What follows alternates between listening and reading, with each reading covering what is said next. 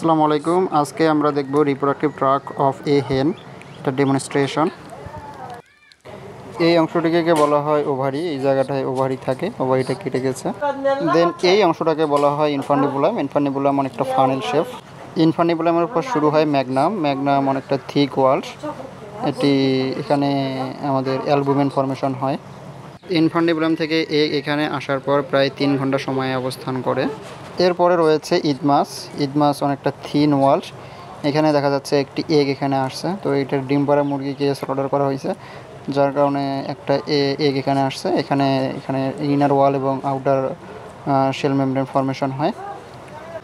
এরপরে এই অংশটিকে বলা হয় শেল গ্ল্যান্ড বা ইউটেরাস। এই অংশটি থেকে প্রায় 20 ঘন্টা সময় ধরে তৈরি হয়, অর্থাৎ শেল তৈরি হয়, এগের শেল তৈরি হয়।